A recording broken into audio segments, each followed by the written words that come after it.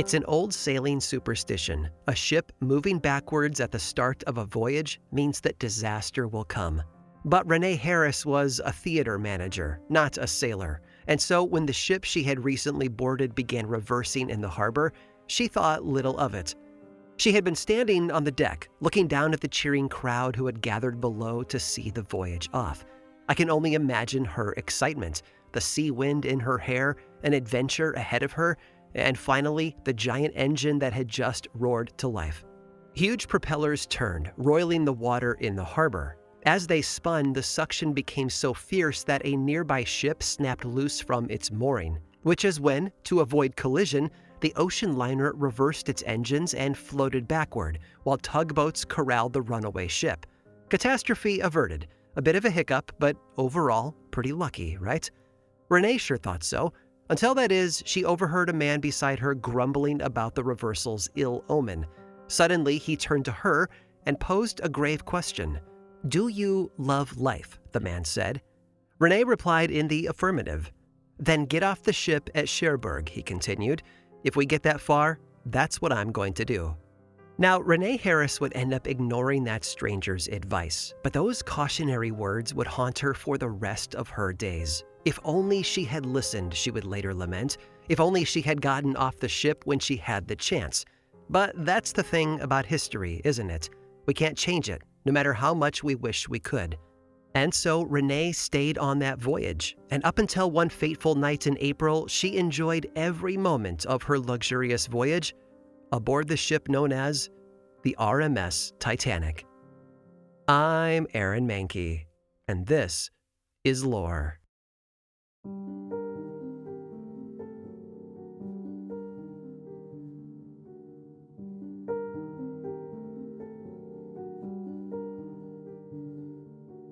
Let's begin our journey today with a little word association game. When I say Titanic, what word first springs to mind? Maybe it's iceberg, that nemesis that took the grand ship down on the night of April 14th of 1912, and 1,500 of its 2,200 passengers along with it. Or maybe your brain just starts playing My Heart Will Go On, like some sort of cursed jukebox. But for those of you who answered Unsinkable, you're not alone. We all know the story, right? That classic tale of hubris in which the makers of the world's largest, most opulent ocean liner foolishly boasted of its unsinkability, only for the thing to sink spectacularly during its very first voyage. It honestly sounds like something straight out of a Greek myth. Except, here's the thing. The real myth in all of that, it's in the tale itself. Because despite modern lore, the Titanic was never, not even once, advertised by its builders as unsinkable. One sailing magazine hedged its bets by calling it practically unsinkable, but that whole rumor about the ship's creators tempting the gods with their hubris, yeah, that never actually happened. In fact, authorities really only started throwing that word around when the ship did begin to sink, in an attempt to calm down the passengers. And yet that certainly didn't keep the public from assuming that the Titanic was invincible. After all, at the equivalent of 11 stories tall and 4 city blocks long, it was the largest object ever to have moved on water. Built in Belfast for the White Star Line, the RMS Titanic set sail on her maiden voyage from Southampton, England to New York on April 10th of 1912. And let me tell you, this thing was magnificent. Just imagine it, a first class complete with Turkish baths and a grand ballroom, a second class with a library and dining saloon. Even the third class had private cabins, electricity, running water, and a smoking room. This thing was essentially a floating city. Hard to imagine something like that simply vanishing beneath the waves. Except, well, it seems that certain people did imagine it, because multiple works of literature appear to have predicted the Titanic sinking years before it occurred. Take the novella Futility by author Morgan Robertson. The book follows an unsinkable ship named, I kid you not, the Titan, which was, and I quote, the largest vessel afloat, carrying the minimum number of lifeboats required under the current regulations and able to travel as swiftly as any ship in service. And then one April night in the book, the Titan hits an iceberg, killing the majority of its 3,000 passengers. It sounds pretty dang familiar, right? But here's the thing. Futility was published in 1898, a full 14 years before the famous wreck. Oh, and there's one short story called How the Mail Steamer Went Down in Mid-Atlantic by a Survivor. Not the catchiest title, I know, but bear with me here. It was published in 1886. Yes, 26 years before that awful night to remember. The story concerns an unnamed ocean liner in the Atlantic which, surprise, surprise, experiences a collision. Like the Titanic, it too fails to have enough lifeboats on board for its passengers. Chaos ensues, people drown, and at the end of it all, the author addresses the reader directly with a dire note. He writes, "This is exactly what might take place and what will take place if the liners are sent to sea short of boats." If only people had read futility as a warning. If only they'd read the mail steamer story and realized that the writing was on the wall, or rather the page. You get the idea. If only people had realized what was to come, maybe those 1,500 lives could have been saved, right? And you might think so, but the truth is, plenty of passengers had a horrible feeling of doom before they ever boarded that ship. And while it might not have averted the disaster as a whole, if the stories from history are true, that inkling was just enough for some to save them.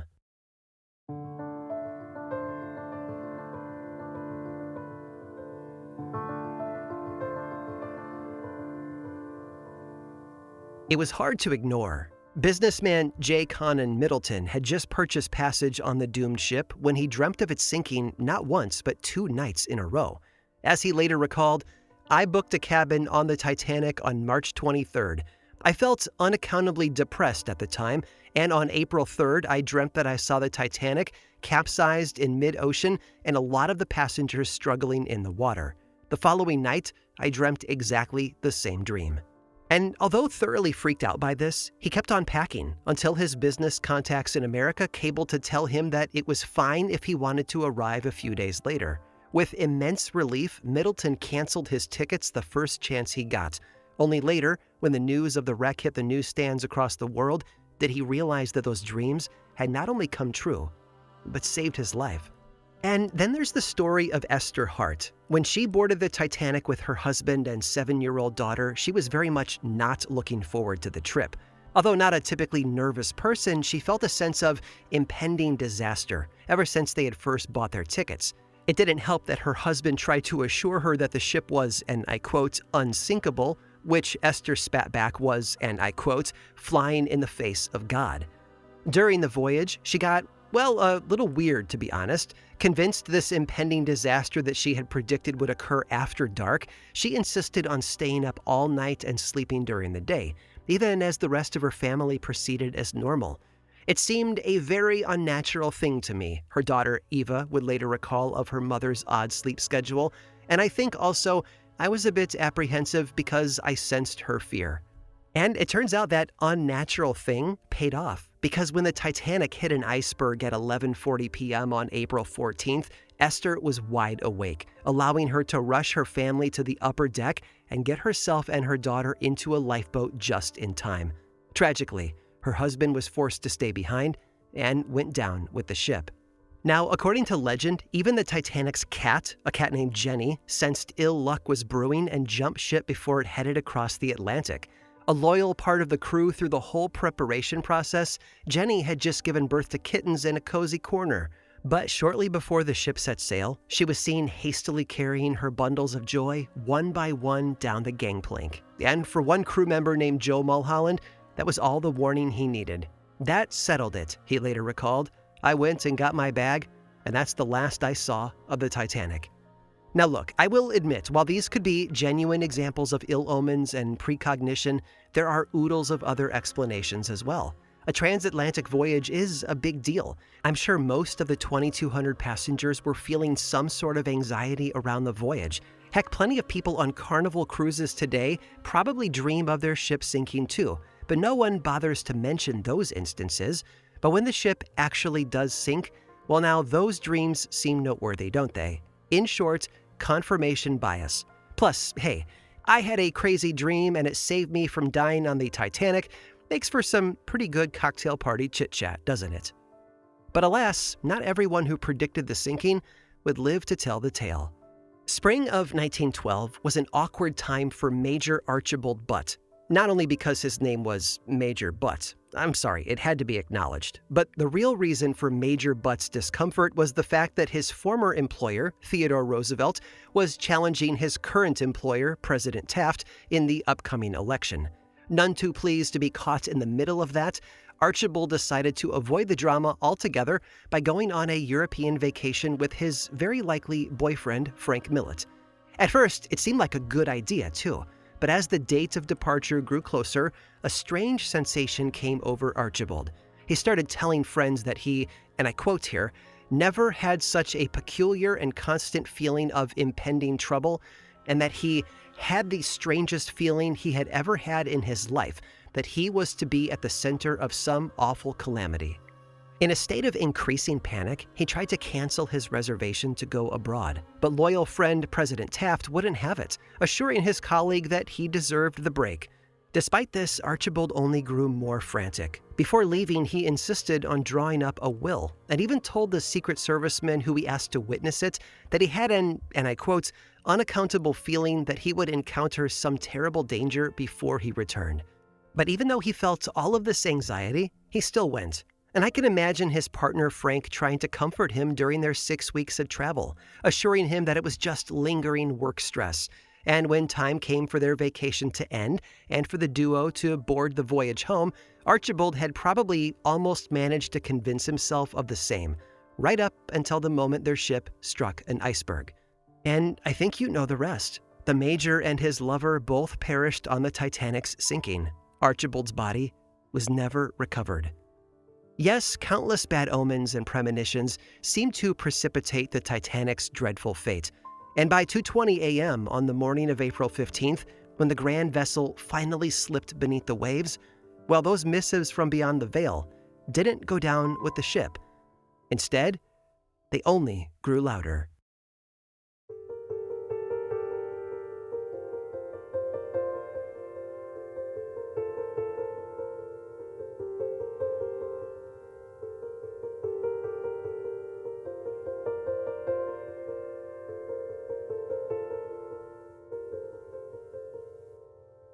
Colonel Gracie had spent his time on the Titanic in style.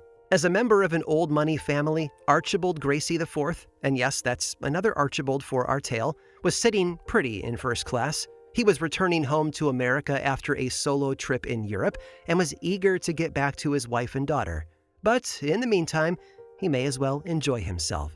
And for those who are curious, for Gracie, enjoying himself meant reciting endless fun facts about his absolute favorite thing ever, the Civil War's Battle of Chickamauga, to anyone who would listen.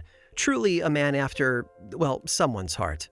As a 54-year-old married fellow with a fine reputation, he also spent a good deal of his time serving as a chaperone to unaccompanied women in first class, as well as poring over books in the ship's library.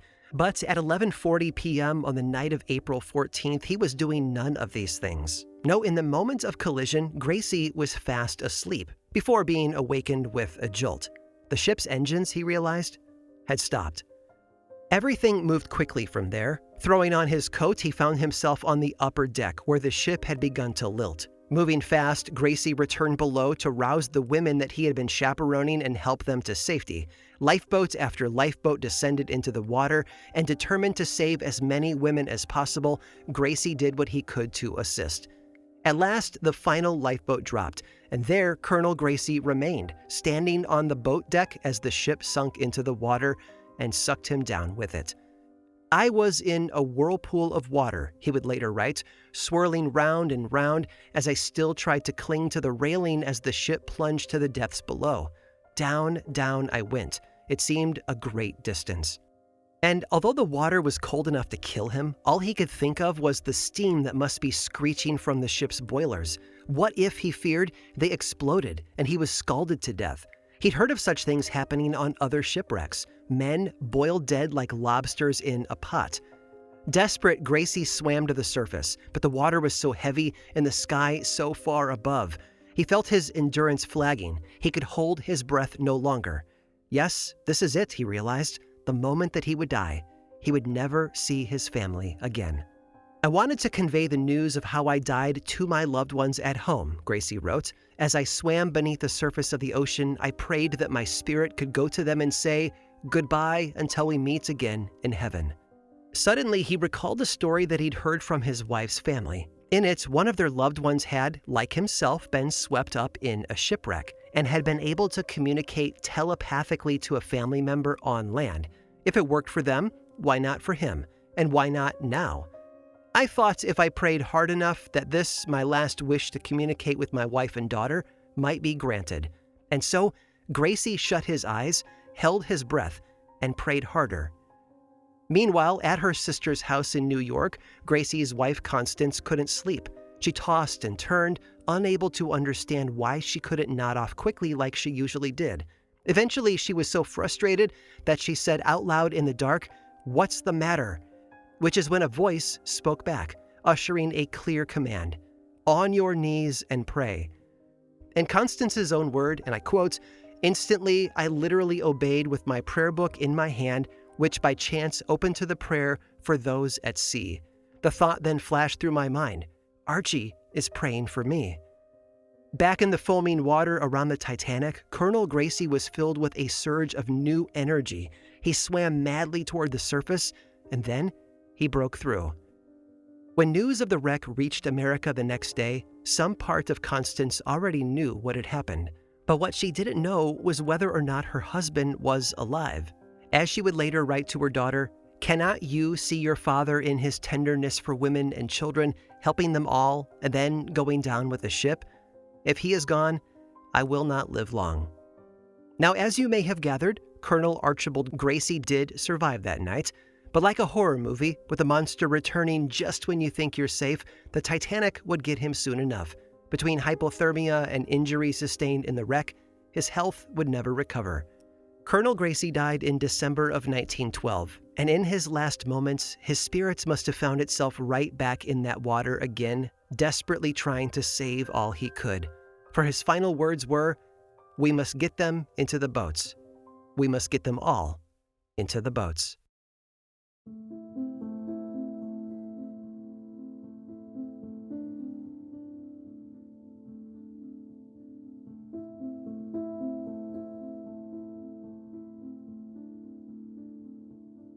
The ocean is a ravenous monster. It swells and spits, twists and growls. It can gulp down thousands of lives in a single moment and erase whole cities from the earth. And despite living alongside this abyss since the earliest days of humanity, we have never learned to control it. And if there's one thing the human mind hates, it is a lack of control. And so, when the Unsinkable became the unthinkable and 1,500 souls were stolen by the Atlantic, people were desperate to reclaim whatever control they could. Rumors of omens abounded. People read every coincidence as a sign. Dreams were recalled and dusted off, and even the accident itself was attributed to supernatural interference. After all, the only thing more terrifying than the ship being fated to sink would be the idea that things like this simply happen for no reason at all. But of course, there are plenty of non-paranormal factors that led to the Titanic's demise. For one, the ship's trials were done hastily, and it was never tested at full speed. Not only that, but the captain, Edward Smith, wasn't used to maneuvering such a large ship, given that there, weren't other large ships like that at the time. And then, a moonless, windless night made the iceberg hard to spot. Honestly, the list goes on and on. At the end of the day, whether hashing out mechanical details or begging spirits for answers, we all land in the same place, unable to rewrite the sorrows of history. Oh, and speaking of writing, remember that prophetic short story I mentioned earlier in this episode? How the mail steamer went down in mid-Atlantic by a survivor? It was written by a prominent writer and spiritualist named W.T. Stead, who we've actually mentioned on this show before. As a highly influential journalist, he reported on child welfare and social issues in his pioneering investigative work. But as a spiritualist, well, things got a little bit more woohoo. He was a big fan of things like automatic writing, seances, and telepathy, and even founded a quarterly called Borderland, dedicated to publishing psychical research. And look, it's weird enough that a known spiritualist happened to write a short story magically predicting the most high-profile shipwreck in history. But it gets even weirder when you learn how W.T. Stead died. He drowned, you see, as a doomed passenger on the RMS Titanic.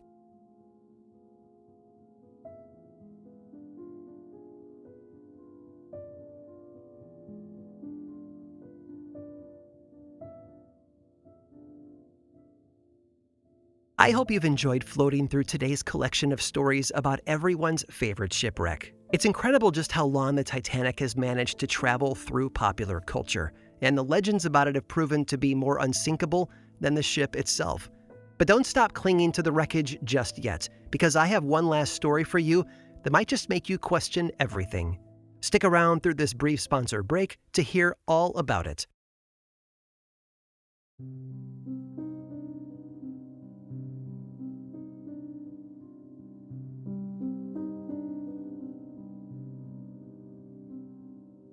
Everyone loves a good conspiracy theory from time to time. Roswell, the moon landing, the Avril Lavigne-Melissa doppelganger switch. You get the idea.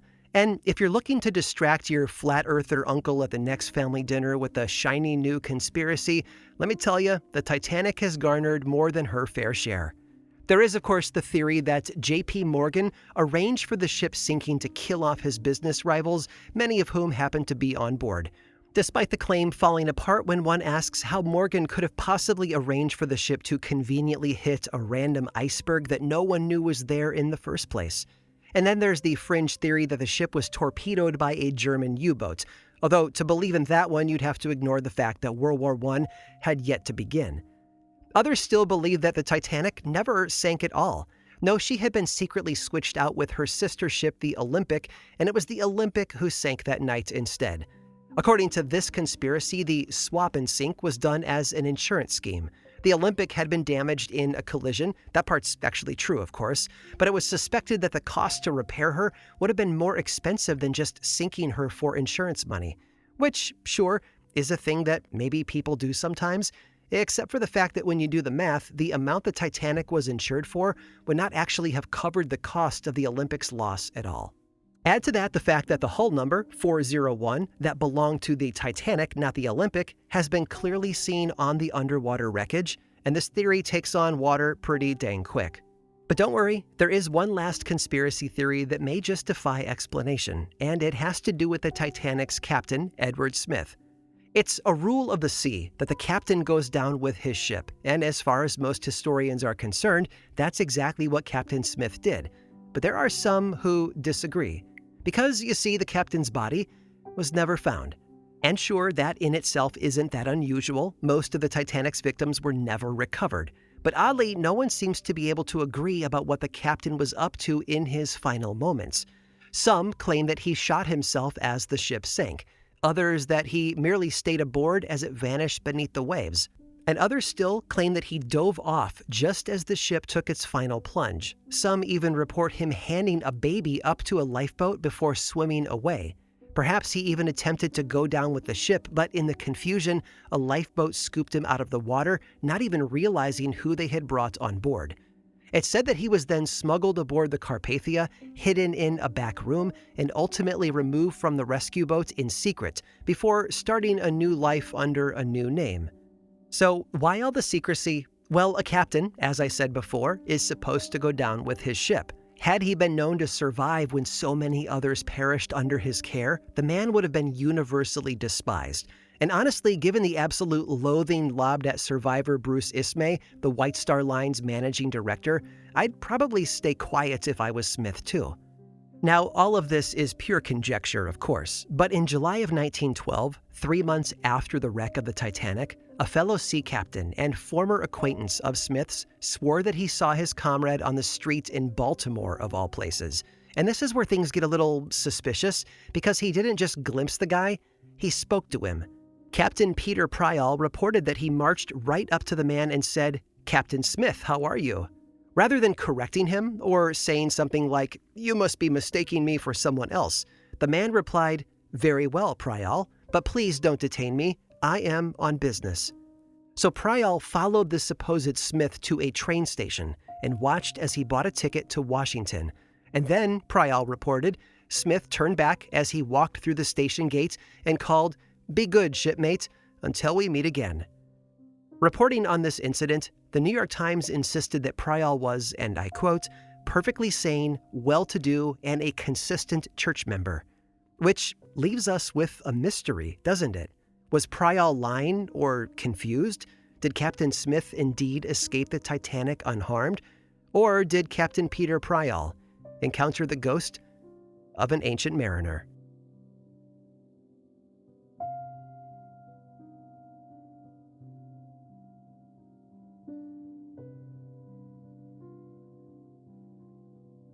This episode of Lore was produced by me, Aaron Mahnke, with writing by Jenna Rose Nethercott, research by Cassandra De Alba, and music by Chad Lawson. Just a reminder, I have a brand new history book coming out on August 4th called EXHUMED, which explores the roots of the New England vampire panic through the lens of centuries of folklore, medical advancements, pseudoscience, and philosophy. It's available for pre-order right now, and if you pre-order the hardcover, my publisher has a cool webpage set up where you can submit your receipt and get a free, gorgeous tote bag. Head over to aaronmahnke.com/exhumed to lock in your copy today. The link is in the description. Don't like hearing ads on Lore? Well, there's a paid version on Apple Podcasts and Patreon that is 100% ad-free. Subscribers also get weekly mini bonus episodes called Lore Bites, and Patreon members get discounts on Lore merch. Learn more over at lorepodcast.com/support. Follow the show on YouTube, Threads, Blue Sky, and Instagram. Just search for Lore Podcast, all one word, and then click that follow button. And when you do, say hi. I like it when people say hi. And as always, thanks for listening.